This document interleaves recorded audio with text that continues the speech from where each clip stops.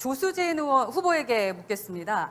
많은 분들이 좀 명확한 답을 듣기 위해서 조수진 후보에게 질문해달라고 해서 질문합니다. 의원실 직원이 자신도 모르게 사직서가 제출되었다면서 그 사문서 위조로 고소를 하고요. 부당해고 구제 신청을 했습니다. 그래서 지방노동위원회와 얼마 전 중앙노동위원회에서까지 2번이나 부당해고라고 판정된 것이 맞죠? 답변만 부탁드립니다. 맞죠? 이게 내용이 복잡해서요. 그렇게 말씀을 우선은 요구하면 답변만 안 될 것 부탁드립니다. 같습니다. 그러면 해당 직원이 고소한 사문서 위조가 현재 수사 중입니까? 지금 진행 중에 있습니다. 네. 그렇다면은 조 후보께서는 보좌진 몰래 면직 서류 위조한 거 그게 기소가 되면 그때는 최고위원직에 당선되더라도 사퇴하실 겁니까? 그 부분에 대해서는 책임을 져야겠죠. 그런데 제가 좀 설명을 네, 드릴까요? 그러면 제가 또 좀 묻겠습니다. 설명을 듣겠습니다. 이거는 네, 기존에 관련하기 때문에 기존의 재산 신고 관련해서는 있죠. 허위 사실 공표로 벌금제를 받으셨어요. 그런데 그 엄밀히 따지면 그건 후보 시절 때 시작된 것이라고 할 수 있겠습니다만 지금 이번 부당해고와 사문서 위조 관련된 것은 의정 활동 중에 벌어진 것입니다. 그래서 공직 윤리가 결핍되어 있다라고 할 수밖에 없다라는 거죠. 만약에 사문서 위조 혐의로 의원실 직원이 입건이 되거나 기소가 돼서 유죄 판결을 받는다면 어떻게 책임질 건지, 그리고 그 자체를 정말 자꾸 몰랐다라고만 말씀하시는 게 맞는지, 이런 걸 바로 사법 리스크라고 하는 겁니다. 이재명하고 다를 게 없다라는 말씀을 드립니다. 이 부분에 대해서 민영삼 후보의 답변을 좀 듣고 싶습니다. 이거는 제 문제인데 왜 민영삼 후보가 답변을 하죠? 좀 지금까지 제가 변명했던 될까요? 것을 제가 기사로 많이 들었기 때문에 민영삼 후보의 생각을 듣고 저는 싶습니다. 변명한 적이 없습니다. 사실을 사실대로 있는 그대로 말씀을 드렸고요. 이런 것이 제 주도권 우리 당 토론입니다. 당내 토론에서 더불어민주당도 거론하지 않는 것이 이렇게 논란이 되고 있는 건지는 몰랐고요. 네, 우선 지방노동위원회와 중앙노동위원회를 재산신고에 무시하는 관한 발언이라고 경험이 없는 생각하고요. 상태에서 이 비례대표 부분은 시절에 이미 벌금형을 실수를 벌였다고 받으셨고 제가 이야기를 그리고 했습니다. 수사를 받고 있는 부분으로 알고 그런데 있습니다. 저는 음주운전 벌금 100만 원 이상 2건 이상의 파렴치 범죄는 없습니다. 그리고 재산신고와 관련해서 지금은 제가 주도권 토론하는 9번 정도 중입니다. 실수가 있었지만 사회자님 지금 좀 더불어민주당의 막아주셔야 될 것 같고요. 타겟이 아니었죠.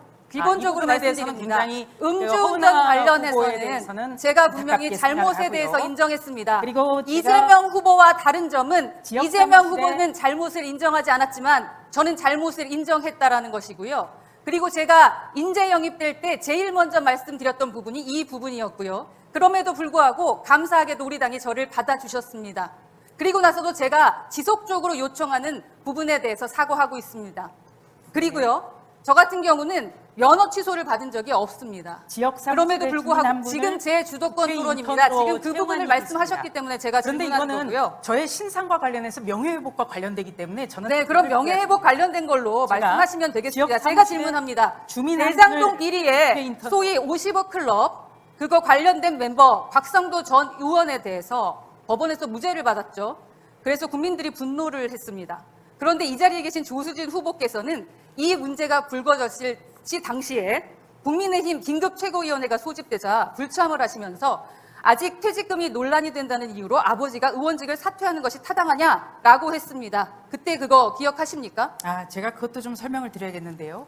당시에 제가 망막 수술 받고 아니 아직도 같은 생각인지만 묻습니다. 그게 이준석 상도를 전 수호하십니까? 상도 수호 아직도 하십니까? 이준석 전 대표가 그렇게 오인할 수 있도록 만들었기 때문에 제가 설명이 필요한 부분입니다. 우선 저는 지금 망막 수술 정치적 받고 책임을 묻고 있는데 집에서 또 다른 핑계를 잡고 자료를 계시려고 하고요. 저는 핑계 같은 거 그때 하지 분명히 않습니다. 사과하셨는데 지금 말씀하시는 것은 그 입장을 뒤집겠다라는 것입니까? 철회하시는 겁니까? 제가 그때도 SNS에 글을 올렸습니다만 저는 지금 50억을 보니까 소환이 답변에 한 번도 대해서 없습니다. 조수진 후보는 제가 원하는 답변을 제가 안 하고 반대하는 계시고요. 것은 민영삼 후보도 제가 제가 답변을 답변할게요. 요청했는데 제가 답변을 안 하고 답변할게요. 계시고요. 국회의원을 제가 답변한다니까요. 제명하는 것은 우리가 박정희 정권 때 국회의원 자, 제명에 대한 후폭풍이 그 크기 입장에 때문에 대해서는 마무리 그거에 발언 때 대해서는 말씀을 안 하시면 된다는 되겠고요. 말씀을 제가 드린 계속 것이죠. 이어갑니다. 당시 그것은 민주주의는 절차가 답변 중요하다라는 공수공격이에요, 말씀을 하셨습니다. 공수공격. 그런데 정작 본인은 최고위원 회의에 불참을 하시고요. 공개적으로 반발을 했습니다. 지도부를 흔드는 모습을 보여줬었어요. 제가 그래놓고 망막 수술로 사과를 인해서 했었지만 유사한 일이 계속적으로 제가 발생했습니다. 물수술로 인해서 집에 이번 있었는데 형태야말로 절차를 무시한 독불장군식 그러한 행보가 아니었겠습니까? 지도부가 된 다음에도요. 지도부의 감정에 따라서 정치적 유불리에 따라서 언제든지 지도부를 흔들 수 있는 그러한 모습을 보여줬다라는 얘기입니다.